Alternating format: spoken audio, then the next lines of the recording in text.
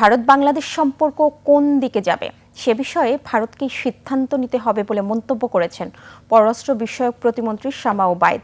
বাংলাদেশের ক্ষমতাচ্যুত প্রধানমন্ত্রী শেখ হাসিনার ৫ আগস্ট দিল্লিতে বক্তব্য দেওয়ার প্রতিক্রিয়ায় তিনি বলেন, এ নিয়ে ঢাকা ক্ষুব্ধ, প্রতিবাদ জানাবে বাংলাদেশ। শাহরিয়ার জামানের রিপোর্ট। পররাষ্ট্র মন্ত্রণালয়ে প্রেস ব্রিফিং, বক্তব্য দেয় পররাষ্ট্র প্রতিমন্ত্রী শামা ওবায়দ। বুধবার দিল্লিতে ভারত পালিয়ে থাকা বাংলাদেশের পতিত প্রধানমন্ত্রী শেখ হাসিনার অনুষ্ঠান নিয়ে তিনি বলেন, সিদ্ধান্তটা ভারতকে এখন নিতে হবে।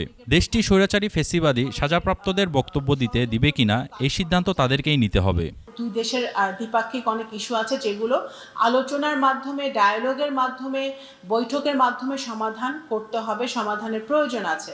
সুতরাং অবশ্যই আমরা বসতে চাই, আমরা আলোচনা করতে চাই এবং সেইটির সিদ্ধান্তটা ভারতকে এখন নিতে হবে। তিনি বলেন, ভারতের মাটিতে বসে সাজাপ্রাপ্ত আওয়ামী লীগের লোকজন যদি ষড়যন্ত্রমূলক কাজকর্ম চালিয়ে যেতে থাকে এবং সেটা যদি ভারত সরকার বন্ধ না করে, সেটা বাংলাদেশের জনগণের জন্য একটা উদ্বেগের জায়গা তৈরি করে। ভারতের মাটিতে বসে স্বৈরাচারী ফ্যাসিবাদী সাজাপ্রাপ্ত আওয়ামী লীগের লোকজন এবং আওয়ামী লীগের প্রধান যদি এই ধরনের ষড়যন্ত্রমূলক কাজকর্ম চালিয়ে যেতে থাকে এবং সেটা যদি ভারত সরকার এখনই বন্ধ না করে, এই মুহূর্তে বন্ধ না করে, তাহলে অবশ্যই সেটা বাংলাদেশের জনগণের জন্য একটা উদ্বেগের জায়গা তৈরি করে। এদিকে জাতীয় প্রেস ক্লাবে জুলাই আগস্ট বিপ্লবের দ্বিতীয় বর্ষপূর্তি উপলক্ষে শহীদ পরিবারকে অনুদান প্রদান ও স্মৃতিচারণ অনুষ্ঠানে প্রধানমন্ত্রীর রাজনৈতিক উপদেষ্টা ও বিএনপির সিনিয়র যুগ্ম মহাসচিব রুহুল কবির রিজভী বলেন, ভারত আরও শেখ হাসিনাকে টুলস বা হাতিয়ার হিসেবে ব্যবহার করছে।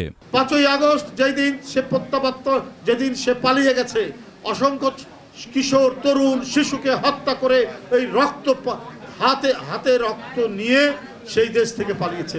ওই দিন দেওয়া হয়েছে, এটা খুবই উদ্দেশ্য প্রণোদিত, এটা প্রতীকী যে থোড়াই কি আর করি এই হত্যাকাণ্ড, এই শিশু কিশোর শিক্ষার্থীদের রক্ত নিয়েছে তো কি হয়েছে, এবং তাকে সেই দেশটি যারা নিজেদেরকে বৃহত্তর গণতান্ত্রিক দেশ বলে দাবি করে। তিনি আরও বলেন যে দেশ নিজেদের বৃহত্তর গণতান্ত্রিক দেশ বলে দাবি করে, তারা এটিকে প্রশ্রয় দিয়েছে। তারা সেটি তাদেরকে প্রশ্রয় দিল। তাই এইটা কি আমাদের সার্বভৌমত্বকে অপমান করা হলো না? এটা আমাদের স্বাধীনতাকে অপমান করা হলো না? ভারতের নীতি নির্ধারকরা কি করে এই অনুমতি দিলেন? শাহরিয়ার জামান, ২১ টেলিভিশন, ঢাকা।